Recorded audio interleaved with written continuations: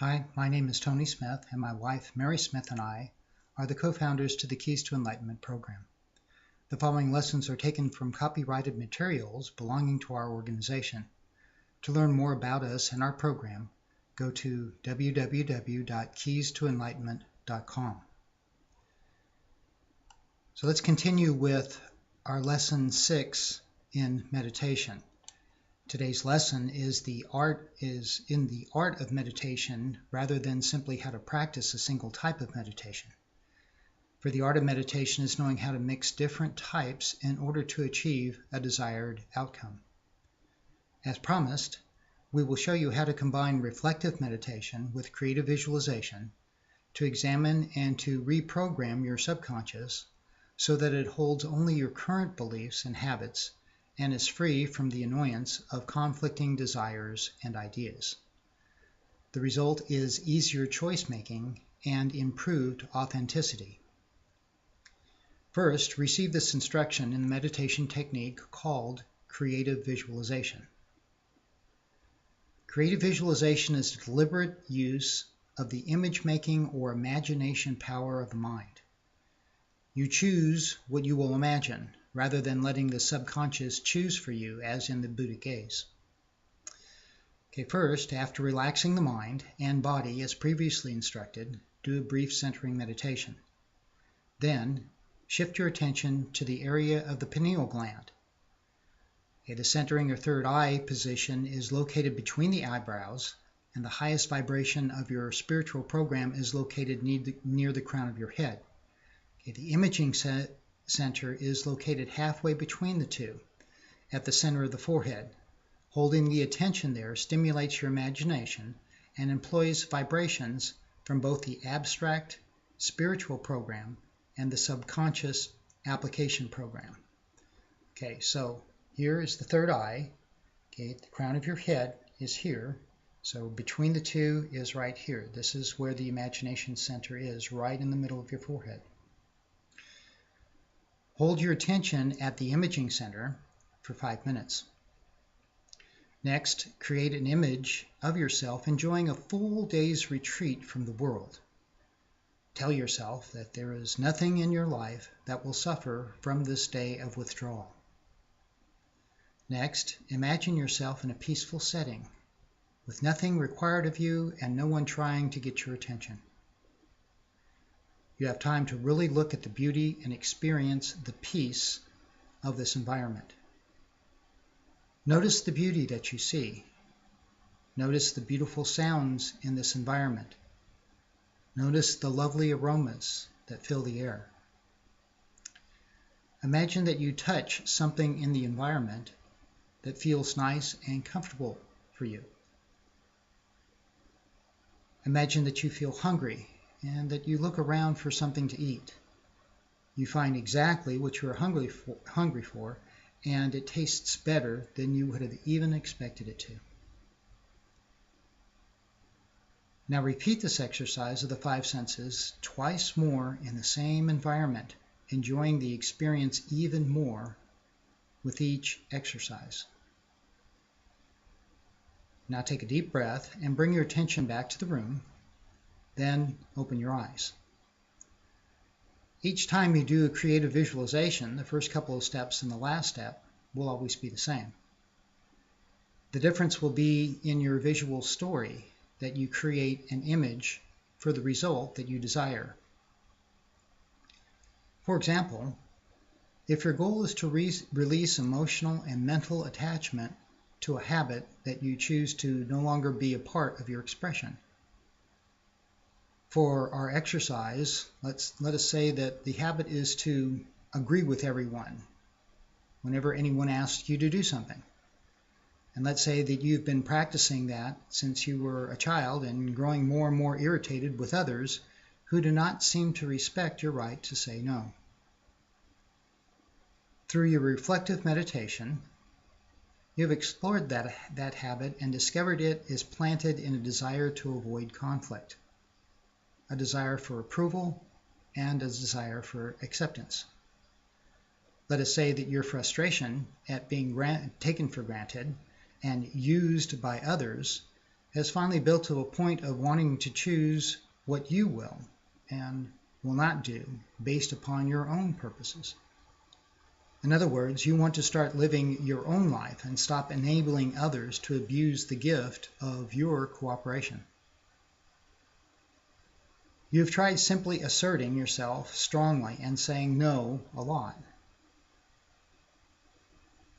But that is, as you had expected, resulted in conflict, disapproval, and sometimes rejection from others. With creative visualization, you can literally train yourself to respond to requests and authentic interest or disinterest in doing what is asked. The key is to reprioritize your abstract values so that you honor your own purposes whenever there is a controversy about the use of your time and your energy. Since your values and your priority system are part of your subconscious programming, you can implement that interchange with creative visualization. Then with practice of honoring your new program for a few weeks while disregarding the old program, you will soon make a new habit of saying yes in support of your own ideal for your use of your time, and no to those things that interfere with your own path and sense of values. Here's a creative visualization for that. You relax for about 3 minutes, followed by concentrating on the image center for 2 or 3 minutes of continued relaxation. And now you are ready to feed the story to your subconscious through use of your mind's power of imagination, combined with your thought forms or affirmations. So next, image yourself watching a person who is lamenting that no one respects him. He never gets anywhere in life. You see inside of him, and he's very angry because he always does what anyone asks him, and he believes that his justice should be to have everyone do as he asks too. As you observe, you see that he never or seldom does ask for anything. He simply expects others to know what he needs or wants from them because of their gratitude for his efforts to please them. In order to maintain his freedom from rejection and his freedom from conflict, he has hidden his growing frustration for years and now finds it hard to hide. Image yourself saying to that person, "Love does not require you to sacrifice your own way or your own choices. It only requires you to be gentle and caring when you say or when you make a choice that displeases someone else." Now you have his attention, and he asks, "How can a no be gentle and caring when I know it might upset or disappoint the other person?" Your answer: "To be caring is an attitude of not intending to hurt. Therefore, it is devoid of intent to cause emotional pain. To be gentle is similar. It is a way of using words and facial expressions that reveal a concern for the other's disappointment, but not a willingness to deny yourself." He asks, "How can that be more righteous than doing as others request or expect?" And your answer: "Honest communication with yourself and with others is the key to self-respect. If you value someone else's purpose in life more than your own, then by all means select that person to assist and support. If your idea of fulfilling your own purpose in life is to enable others to succeed while you neglect your own path, then give yourself fully to it without expecting the same in return. The important position to take is that whatever you are doing and whomever you are helping, it is because you want to join their purpose because it supports your own." You add, "Now, do you value the fulfillment of your own purpose in life? Is your purpose a negative one, to appease others and avoid conflict? Or is it an active one, to be proactive and do that which is of importance to you?" And you decide. But whatever you decide, Choose it by your own free will and blame no one else for your actions.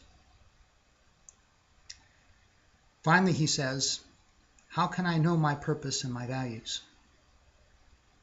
Finally, you answer, when you have finished this dialogue with me, go into a quiet place and make a list of what you think is important to you and your way of life. Now make a list of what is of value to you as a part of what supports your purpose and brings pleasure to you without taking you off course. When you find that your purpose and your values absorb most of your time, energy, and attention, you are living your own life and sharing your personal quality of love with what and who you value while allowing others their freedom to do the same. This is agape, and it is more righteous by far than serving, helping, saying yes with internal resentment. So, dear friends, this is an exercise in your wisdom faculty of mind, giving knowledge to the inner child or subconscious in order to alter the motivations which stem from fears or other negative emotions. Now that you've seen the example, determine something that you might like your inner child to stop doing habitually. Then write an imagined dialogue in which you give it a higher motivation for establishing a different habit or way of being.